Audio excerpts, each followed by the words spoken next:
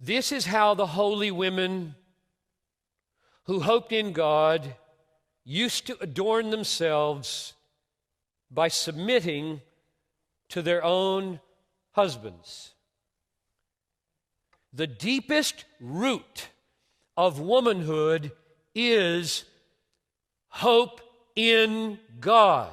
The deepest root of Christian womanhood. That's where we start defining Christian womanhood. Hope in God. Holy women who hoped in God used to adorn themselves a certain way. A Christian woman does not put her hope in her husband or in getting one. A Christian woman does not put her hope in her looks. It's manifest in this text.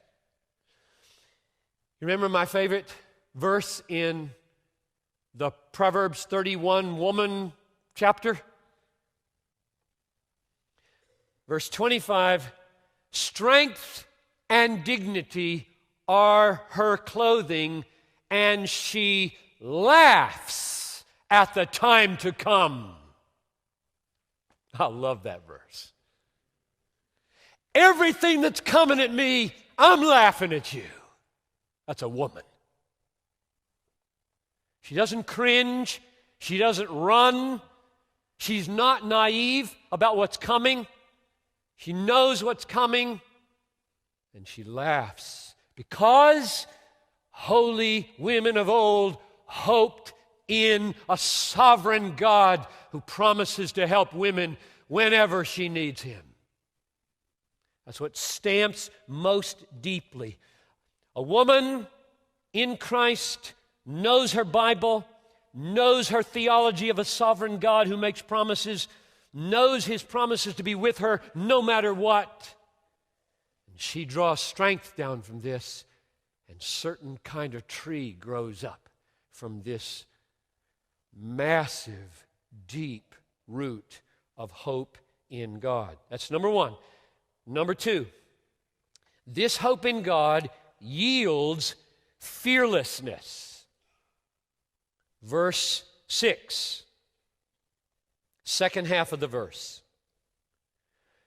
And you, women, are Sarah's children, are her children, if you do good and do not fear anything that is frightening, which comes from hope in God. There's plenty that's frightening in the world. Frightening in relationships, frightening in children, frightening in health, frightening in the future. And Peter says, you will be Sarah's daughters if you're not afraid of anything, because you're a holy woman who hopes in God. And he's sovereign over all these frightening things, and you know that, and you rest in him, and that drives out your fear. Mature Christian women are not naive about what's coming at them. They've read the rest of the book. Chapter 3, verse 14, even if you should suffer for righteousness' sake, you will be blessed. Have no fear of them, nor be troubled. She knows suffering's coming. Chapter 4, verse 19, therefore, let those, we could just simply say, those women, let those who suffer according to God's will and trust their souls to a faithful Creator while doing good.